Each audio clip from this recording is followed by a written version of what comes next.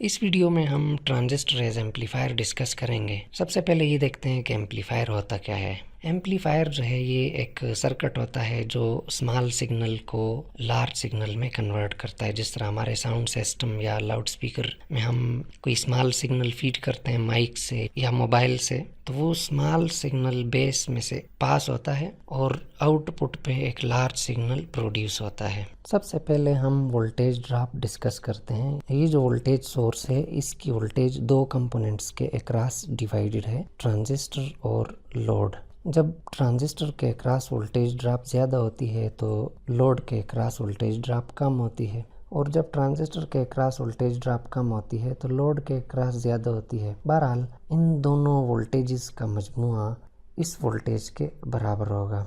अगर ये voltage 12 volt है, उसमें से 5 वोल्ट इधर हैं तो 7 वोल्ट इधर होंगे। अगर 7 इधर हैं तो 5 इधर होंगे, यानी इन दोनों वोल्टेजेस का मजमूआ इस वोल्टेज के बराबर होगा। अब हम सिग्नल एनालिसिस देखते हैं कि जब ट्रांजिस्टर के बेस को सिग्नल फीड किया जाता है तो सर्किट के आउटपुट पे उसका क्या इफेक्ट होता है। मोस्टली एम्पलीफायर सर्किट को माइक के ज़रिए से या एक तार की मदद से इनपुट सिग्नल फराहम किया जाता है। वो सिग्नल एसी सिग्नल या साइनोसाइडल सिग्नल होता है, मतलब वो इस तरह का होता है। उसमें पॉजिटिव हाफ साइकिल और नेगेटिव हाफ साइकिल या पॉजिटिव पोर्शन और नेगेटिव पोर्शंस होते हैं। तो जब पॉजिटिव हाफ साइकिल ट्रांजिस्टर की बेस को फीड किया जाता है, उससे एमिटर बेस जंक्शन की फॉरवर्ड बाइस इंक्रीज होती है। फॉरवर्ड बाइस इंक्रीज होने से ट्रांजिस्टर सैचुरेशन मोड में चला जाता है, यानी ट्रांजिस्टर फुल्ली कंडक्ट करता है या ट्रांजिस्टर की रेजिस्टेंस कम हो जाती है।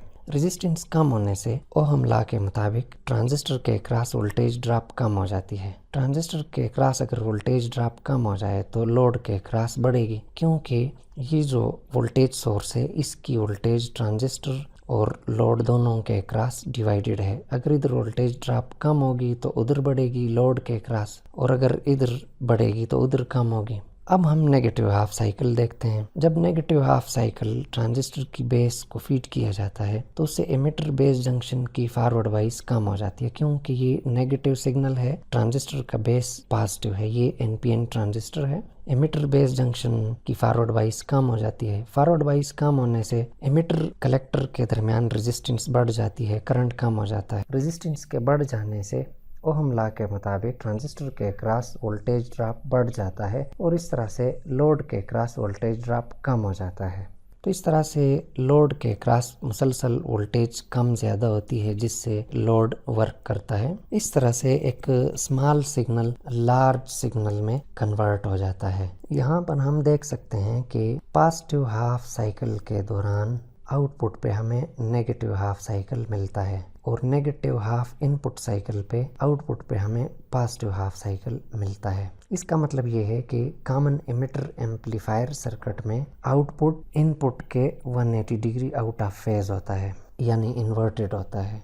इसकी वजह यह है कि जब पॉजिटिव हाफ साइकिल बेस को फीड किया जाता है तो ट्रांजिस्टर सैचुरेशन मोड में चला जाता है और कलेक्टर एमिटर के साथ डायरेक्टली कनेक्ट हो जाता है, यानी कलेक्टर जो है वो नेगेटिव टर्मिनल के साथ कनेक्ट हो जाता है। तो जिस टाइम बेस पॉजिटिव होता है उस टाइम कलेक्टर नेगेटिव होता है, यानी इनपुट पॉजिटिव हाफ साइकिल से नेगेटिव हाफ साइकिल प्रोड्यूस होता है। अब हम एम्पलीफायर सर्किट का प्रैक्टिकल मॉडल देखते हैं। ये लैपटॉप है, यहाँ से हम एम्पलीफायर सर्किट को इनपुट सिग्नल फीड करते हैं। ये सिग्नल डायरेक्ट ट्रांजिस्टर की बेस में आता है और इससे एमिटर बेस जंक्शन की फॉरवर्ड बाइस इंक्रीज होती है।